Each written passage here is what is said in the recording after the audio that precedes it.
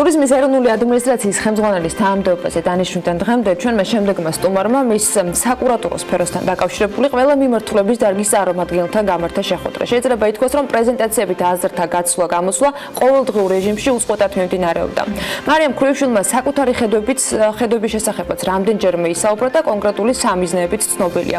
როგორ გეგმავს დაპირებული შესრულებას, როგორია ტურიზმის სფეროსთან დაკავშირებული ინდუსტრიის პოზიციები, რეკომენდაციები და საჭიროებები. სწორედ ამაზე ვისაუბრებთ დღეს მარიამ ქვრივიშვილთან ტურიზმის ეროვნული ადმინისტრაციის ხელმძღვანელს მაია სიდამონიძე, პროთრეველ ჯორჯიას მმართველი პარტნიორი. მას მიზლობს მაიკო მოგესალმებით პირველ რიგში და მისვენების შესტუმარს. მოგესალმებით, დილამშვიდობის, დიდი მადლობა წარდგენისთვის ანა და მე პირდაპირ კითხვებით გადავალ მარიამთან. მარიამ პირველ რიგში წარმატებებს გისურვებ და დიდი მადლობა რომ დღეს დრო დაგვითმეთ ჩვენს ეთერში და გადმოვა პირდაპირ კითხვით. პრინციპში ანა მას აღნიშნა რომ ეს კვირა მთელი კვირის განმავლობაში შენ ხვდებოდი კერძო სექტორის წარმომადგენლებს, ხვდებოდი სხვადასხვა ორგანიზაციებს და მაინტერესებს რა ხედვები, რა სამომავლო გეგმები გააცანი მათ და რაზე ქონდათ საუბარი და უკავშირიც რის შესახებ უფრო იყო. მოგესალმები მაია, მივესალმები თქვენ მაყურებელს. პირველ რიგში დიდი მადლობა მოწვევისთვის. როგორც აღნიშნეთ, ბოლო ფაქტობრივად 2 უკვე 3 კვირა ყოველდღიურ რეჟიმში ვიმყოფებით კერძო სექტორთან პირდაპირ კომუნიკაციაზე. ჩვენ შევხვდით დარგის ფაქტობრივად ყველა წარმომადგენელს, თუმცა დაგვრჩა 2 მიმართულება, რომელიც იქნება დღევანდელი დღის და მომდევნო ორშაბათის, ასე ვთქვათ, გეგმებში და არის ძირითადი საკითხები, ალბათ რაც იქნა განხილული, მნიშვნელოვანი იყო ჩვენი აზრით, რომ არ მომხდარიყო მხოლოდ ერთი გაერთიანებული შეხვედრა სექტორთან, რაც გავაკეთეთ. დაახლოებით 400-ზე მეტი ადამიანი მოვიდა დაინტერესებიდან გამომდინარე და მათ გავაცანით სამოქმედო გეგმა, სამომავლო გეგმები, მოკლე საშუალო და გრძელვადიანი სტრატეგიები. მე აქცენტი აღარ არის რაოდენობებზე, არის შემოსავლებზე უკვე მომდევნო წლების განმავლობაში. რა აქცენტები არის გაკეთებული და სტრატეგიული მიმართულებები, რომ ეს ციფრები? იცით, ალბათ დავიწყებთ იქიდან, რომ ზოგადად ტურიზმი ქვეყნისთვის მხოლოდ ფაქტობრივად ერთი მნიშვნელობისგან გამომდინარე არის ასეთი, ასე ვთქვათ, ყურადღება მისაქცევი, ეს არის შემოსავლები, ეს არის ტურიზმის, ასე ვთქვათ, წილი ქვეყნის ეკონომიკურ ზრდაში. აქედან გამომდინარე ბუნებრივია ლოგიკურია, რომ ვისაუბროთ იმაზე, რომ რაოდენობა არაფრის მომტანია თუ არ იქნა შესაბამისი ზრდა ეკონომიკურ განვითარებაში დანახარჯების კუთხით. ჩვენ გვაქვს უკვე ხელთ არსებული მონაცემები, სად გვინდა რომ მოვხვდეთ 2025 წელს, რა არის ჩვენი გრძელვადიანი სტრატეგია 2025 წლისთვის და კონკრეტულ ციფრსაც რო ვისაუბროთ, უკვე განსაზღვრულია, რომ ეს არის 6 მილიარდ 600 მილიონი ამერიკული დოლარი. რა თქმა უნდა, ამ ციფრამდე ვერ მივა ქვეყანა თუ არ მოხდა რამდენიმე კრიტერიუმის განსაზღვრა და დაკმაყოფილება. ერთ-ერთი შემადგენელი ნაწილი არის ციფრობრივი ზრდა, ვიზიტორთა ზრდა, ისევე როგორც ტურისტების ზრდა. ბუნებრივია, უბრალოდ მხოლოდ ესეც არ არის საკმარისი, იქიდან გამომდინარე, რომ მხარჯველუნარიანობა განსაზღვრელი არის, ასე ვთქვათ, ღამეების გათენების რაოდენობა, მაგალითისთვის 2015 წელს თუ იყო საშუალოდ 5 ღამე ერთი ასე ვთქვათ, ადამიანის ღამეების თენების რაოდენობა, 2025 წელს ჩვენ გვინდა რომ გქონდეს დაახლოებით 7. ასევე დანახარჯების რაოდენობაზე 2015 წელს თუ იყო $300 საშუალო დანახარჯი, 2025 წელს უნდა გახდეს დაახლოებით $700. თუმცა როგორ ვაპირებთ ინფრასტრუქტურულად ამას ყველაფერს ხელი შევუწყოთ და ასევე მიზნობრივ ბაზრებთან მიმართებაში? მნიშვნელოვანია, რომ სწორედ განსაზღვროთ და მე ვფიქრობ, რომ სწორედ არის განსაზღვრული და დანახული ის გამოწვევები, რაც დღეს ინფრასტრუქტურულ და არა მხოლოდ მაგალითად მომსახურების სფეროშიც არის. აქედან გამომდინარე დღეს შეგვიძლია თამამად ვთქვათ, რომ მიმდინარეობს დამტკიცებულია და კიდევ უფრო მეტი გაკეთება მცირე და საშუალო, ისევე როგორც დიდ ინფრასტრუქტურულ პროექტებში. ინფრასტრუქტურის სამინისტრომ უკვე თავის მხრივ დაანონსა დაახლოებით 119 მილიონიანი პროგრამა, რომელიც უშუალოდ ემსახურება ტურიზმის განვითარებას, რატოა ეს კარგი და უფრო ზედაპირში რო არ ვისაუბროთ, უფრო სიღრმეზე ჩავიდეთ.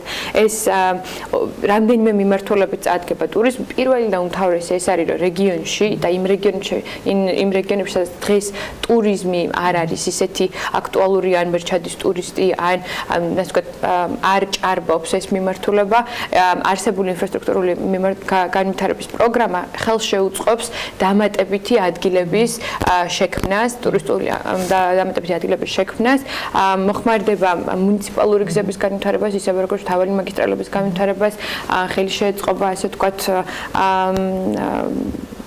ისეთი მონუმენტების და კულტურული ძეგლების ასე ვთქვათ გამყარებას, რომელსაც დღეს ჭირდება გამყარება და ასე შემდეგ. რაც შეეხება მცირე ინფრასტრუქტურას, ტურიზმის ეროვნული ადმინისტრაცია თავის მხრივ ეს რაც შეეხება მარკირებას, მარშრუტებს, საფეხმავლო ბილიკებს აგრძელებს ამაზე მუშაობას.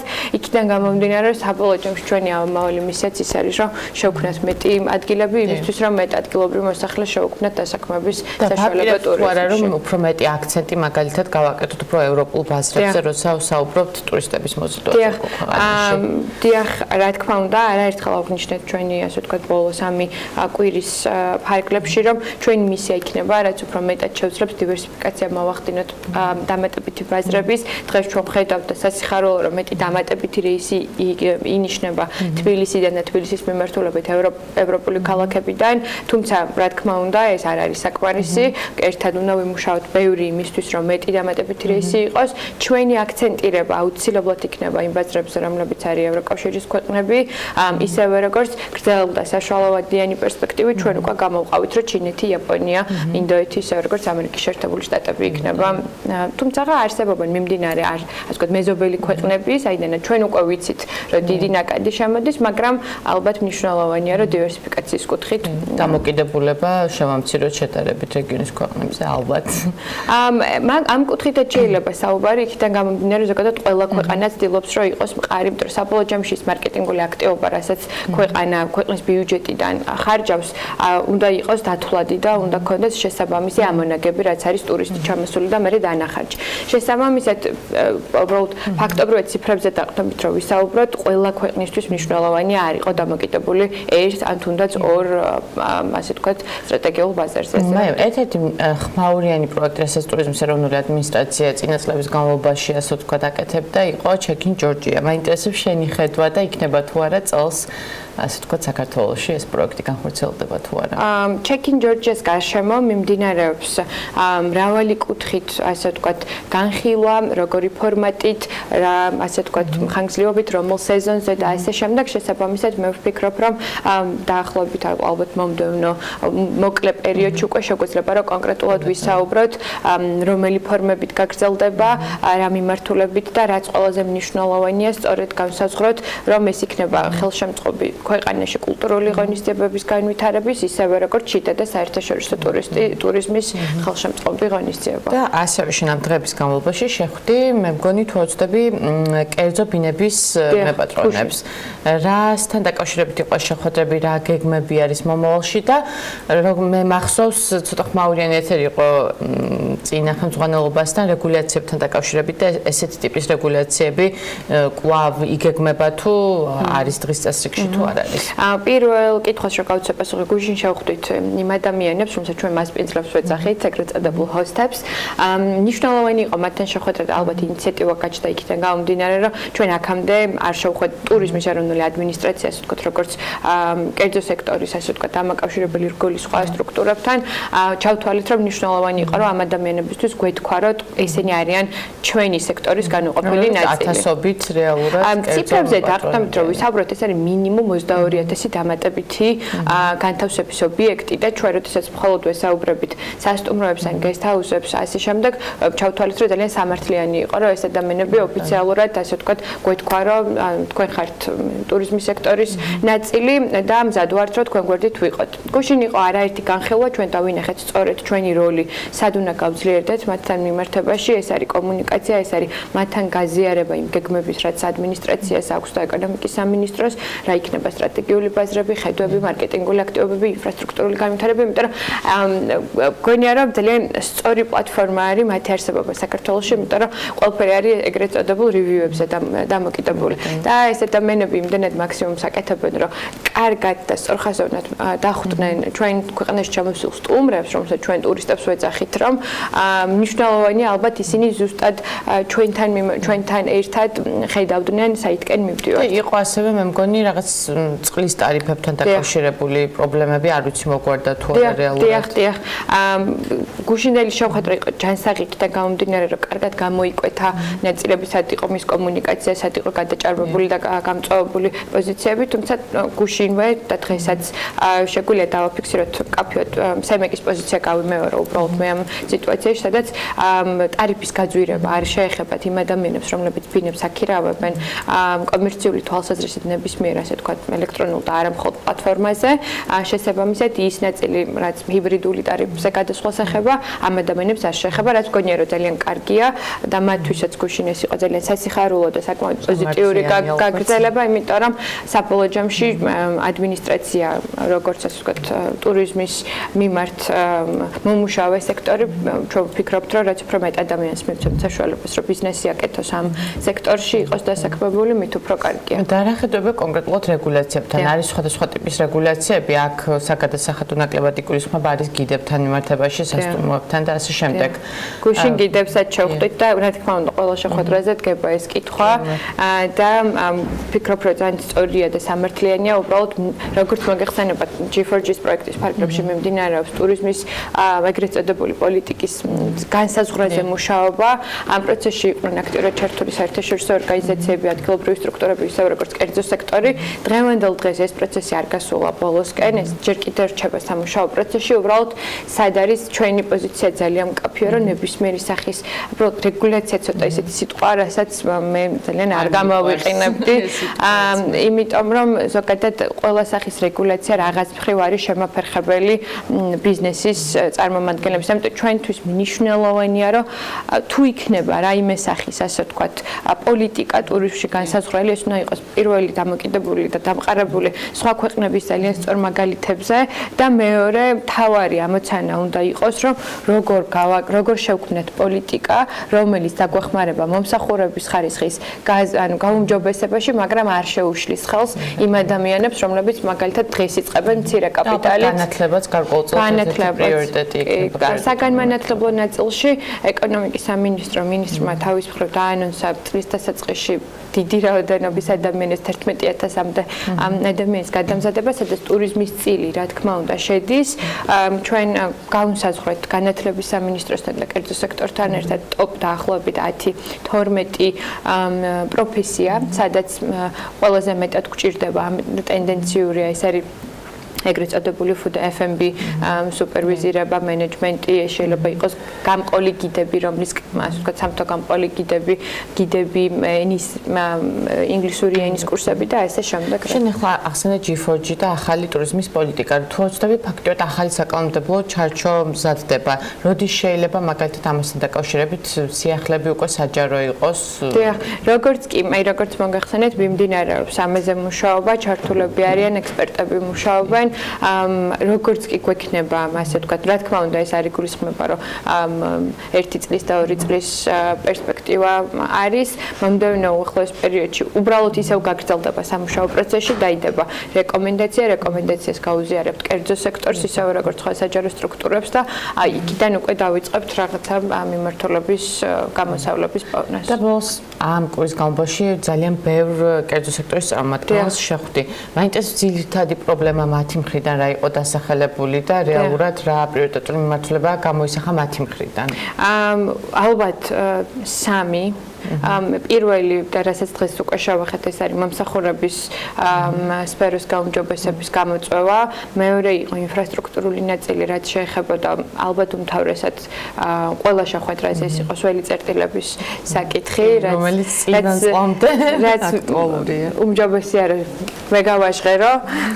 შესაბამისად, რა თქმა უნდა, ადმინისტრაციამ ისევე როგორც სიმართლე გითხრათ, ალბათ იქიდან უნდა დავიწყოთ, რომ ეკონომიკის სამინისტროსთვის პრიორიტეტულია 2019 წელს, რომ როგორღაც ეს საკითხი მოვაგვაროთ. ჩვენ უკვე ბოლო 2 კვირის განმავლობაში და გუნდმა ძალიან ბევრი იმუშავა ამისთვის, რომ იდენტიფიცირება მოხდა ინფრასტრუქტურის სამინისტროსთან ერთად 70 ტოპ ლოკაციის, სადაც ყველაზე მეტად და ხშირად ხდებიან ტურისტები ამ ლოკაციებზე. რა თქმა უნდა, ეს არ არის საკმარისი, 70 ლოკაცია არ არის საკმარისი, რომ მოვიცოთ მთელი საქართველო, უბრალოდ ჩვენ გვინდა რომ სწრაფი და მყისიერი შედეგები და რეაგირება მოვახდინოთ, ამიტომ დავიწყებთ 70 ლოკაციით. უბრალოდ ცუდი ის არის, რომ 70 ლოკაციიდან დაახლოებით უმეტესობას 98%-ზე ეჭირება ხელახალი რემონტი, რეკონსტრუქცია. აქედან გამომდინარე ახლა მიმდინარეობს შიდა განხილვები როგორ რა ფორმით, მერე მოსაფიქრებელია მართვის ნაწილი კერძო სექტორის ჩართულობით, ასე რომ ეს არის ერთ-ერთი პრიორიტეტული, რაზეც ძალიან ბევრი სტრუქტურა, მუნიციპალიტეტები ასე შემდეგ ჩართულები არიან ჩვენთან ერთად. მესამე ნაწილი იყო ზოგადი, ასე ვთქვათ, ისევ ალბათ საგანმანათლებლო, სატრეინინგო მიმართულება და ის რეგულაციები, რაზეც თქვენც დასვით კითხვა, სადაც შევთანხმდით, რომ ერთობლივად უმჯობესია მივიღოთ გადაწყვეტილება, რომ ჩვენი მოქალაქეები, ასე ვთქვათ, არ ჩავაყენოთ არასამართლიან პოზიციაში. ერთ-ერთი პრიორიტეტი ვიცი, რომ არის კერძო სექტორთან ურთიერთობის გაუმჯობესება არა, ალბათ უფრო ინტენსიური და კოორდინირებული რომ იყოს და ვიცი, გარკვეულ პლატფორმაზეა საუბარი, რომელიც ერთ-ერთ პრეზენტაციაზე გაჟღერდა და ძალიან მომეწონა. ამ პლატფორმის შესახებ რო უფრო მეტი ვისაუბროთ, იმიტომ რომ დაწუნებული ვარ ბევრს მაყურებელსაც და ინტერესებს. იცით, ადმინისტრაციას მე ვფიქრობ, რომ კარგია, რომ კერძო სექტორი არის ძალიან დიდი და შედგება უამრავი ადამიანისგან და ჩვენ დაგვჭირდა სამკვირვაზე მეტი იმისთვის, რომ სექტორულად და მე შემდგომ ჯგუფურად მომხდარიყო მათთან შეხვედრა. დიდია, ასე ვთქვათ, რაოდენობა ადამიანების. ამიტომ ბევრი ვიფიქრეთ, როგორ შეიძლებოდა, რომ ყოფილიყავით გამჭვირვალე, ყოფილიყავით მუდმივად, ასე ვთქვათ, წუთობრივად და საათობრივად ამ ადამიანებთან ხაზზე და იმ ახალი მიმართულებით, რაც გვინდა, რომ ტურიზმის ადმინისტრაციამ შეიძინოს, გარდა იმისა, რომ განაგრძობს, ვთქვათ, მარკეტინგული აქტივობების განხორციელებას და ასე შემდეგ, ეს არის ზოგადად შიდა პროდუქტის განვითარება და იმაზე ზრუნვა, რომ კერძო სექტორი იყოს მუდმივად ინფორმირებული. ამიტომ გაჩნდა ესეთი იდეა, რომ შევქმნათ ეგრეთ წოდებული B2B პლატფორმა, რომელიც იქნება მხოლოდ კერძო სექტორის, ასე ვთქვათ, წვდომაზე დამყარებული. იქ შევძლებთ, რომ ჩვენ მივაწოდოთ ყველა ადამიანს ავტვირთოთ, რომელიც იქნება, ასე ვთქვათ, მარტივად ნახვადი, ეს არის არა მხოლოდ სტატისტიკური მონაცემები, მაგრამ სტატისტიკური მონაცემებიც იქნება ბევრად უფრო სრულფასოვანი. ეს შეიძლება ეხებოდეს დანახარჯებს ქვეყნების მიხედვით, შეიძლება ეხებოდეს ზოგად სტატისტიკას, უფრო დეტალურს, იმიტომ რომ სტატისტიკებიც იხვეწება და თავის მხრივ უფრო მეტად ძირფესვიანი შეიძლება გახდეს და ღირებული კერძო სექტორის. გარდა ამისა, სად ხედავთ ჩვენ როლს? ხედავთ იქ, რომ საბოლოო ჯამში ჩვენი მისია ერთი არის, რაც ადმინისტრაციის 20-25 წლის ეს სტრატეგია იგივე არის კერძო სექტორისთვის და ჩვენ გვინდა რომ მათი კომერციული საქმიანობა იმდენად წარმატებული იყოს, რომ მათ მიერ რეალიზებული ტურისტული პროდუქტებით ჩამოვიდნენ საქართველოში მეტი ტურისტი. ამიტომ გვინდა რომ ასეთი რაღაც გავაკეთოთ, რომ ერთი ამ პლატფორმის მეშვეობით დავაანონსოთ ყველა ის აქტივობები, რასაც საერთაშორისო არეალზე ვაკეთებთ, სად რა პლატფორმით და რას ველოდებით და რამდენი ადამიანი ნახულობს ამ კამპანიებს თუ ელექტრონული არის და ამავდროულად დავაანონსოთ, ვთქვათ, მომდევნო 6 თვის და 1 წლის სტრატეგია. თუ ჩვენ შევდივართ ახალ ბაზარზე და მაგალითისთვის მოვიყვანეთ მაგალითად ჩინეთის ბაზარი, როდესაც შევხვდით კერძო სექტორს, ჩვენ ვიაზრებთ, რომ არსებული ბაზრის, ასე ვთქვათ, მოგზაურობის ტენდენციების კვლევების მოძიება საკმაოდ ძვირადღირებული სიამოვნებაა. ამიტომ ის, რაც ადმინისტრაციის ხელთარსებულია, იმიტომ რომ კვლევა გვჭირდება იმისთვის, რომ მარკეტინგული კამპანია განსაზღვროთ, ჩვენ ამ ინფორმაციას გავიზიარებთ კერძო სექტორის პლატფორმის საშუალებით. ანუ მათ ეცოდინებათ, რომ თუ უნდა ჩინეთიდან ტურიზმი, მინიმუმ უნდა აკმაყოფილებდნენ ამ კრიტერიუმებს, ეს შეიძლება იყოს ჩინურენოვანი გიდი. შესაბამისად, ვფიქრობთ, რომ მათ უკვე შეუქმნით იმ ბაზას, რომ იყვნენ მზად თავიანთი ტურისტული პროდუქტებით, სწორედ შერჩეული, რომ ჩვენთან ერთად დაიწყონ ამ ბაზარზე სწორი პროდუქტის რეალიზება. ბოლოს ერთ-ერთი მნიშვნელოვანი ალბათ ინფორმაცია კერძო სექტორისთვის, ინვესტორებისთვისაც რეალურად არის სტატისტიკა, რომელიც გვაქვს, თუმცა ვფიქრობ, რომ გარკვეული უფრო მეტი დეტალი განსაკუთრებით ინვესტიციების კუთხით ალბათ მომავალში ანუ იგეგმება თუ არა გარკვეულად დამატებითი კვლევების ჩატარება, სხვადასხვა სექტორების სექტორული, ასე ვთქვათ, მიდგომები და საინვესტიციო კუთხით საინვესტიციო კუთხითაც და ანუ ისედაც მაგალითად რა მიზნებით ჩამოდიან უფრო პროცესული მაჩვენებლები და ასე შემდეგ. ერთადერთი რაც შემილია რომ ასე ვთქვათ გამოვყო პირველ რიგში დიახ იგეგმება, მეორე რიგში საინვესტიციო კუთხით ჩვენ ძალიან მჭიდროდ ვითანამშრომლებთ აწარმოეს საქართველოსთან, სადაც რომლების ასე ვთქვათ ძირითადი განსაზღვრელი და ასე ვთქვათ პოლიტიკის გამტარი არის საინვესტიციო ნაწილში საქართველოში. ჩვენ გვინდა რომ მეტი ინვესტორი ადგილობრივი ისე როგორც საერთაშორისო დაინტერესდეს ტურიზმში ინვესტიციით. რაც შეეხება სტატისტიკას, რა თქმა უნდა, ყველა ინვესტორი უყურებს, იმიტომ რომ ბაზარი დიდი ხდება, როდესაც ტურიზმის ჭრილშიც განვიხილავთ. გვემატება 2019 წელს ახალი ჭრილის სტატისტიკა, ეს არის სატელიტური კონცეფტის, ასე ვთქვათ, ფორმის სტატისტიკა, რომელიც მოგცემს იმის საშუალებას, რომ საქართველოში ჩამოსული ტურისტები, რომლებიც იყენებენ roaming მომსახურებას, უკვე რეგიონალურ დონეზე განსაზღვროთ მათი მოძრაობა, მათი ასე ვთქვათ ლოკაციები და რაოდენობრივად განსაზღვროთ ეს ძალიან დაგვეხმარება ზუსტად რეგიონალური ინფრასტრუქტურის და არა მხოლოდ ინვესტიციების მოსაზიდად, იმიტომ რომ ციფრებზე დაყრდნობით შეგვეძლება საუბარი. მაია, მე დიდი მადლობა მინდა მოგიხადო ამ ამწურავ პასუხებისთვის, სიამოვნებით. კიდე ძალიან ბევრი კითხვას დიდი სიამოვნებით შეგვიძლია უკვე ეთერს გარეთ გადავინაცვლოთ ამით. მე კი მაყურებელს ვემშვიდობები შემდეგ სამშაბათამდე ტურიზმის რუბრიკით.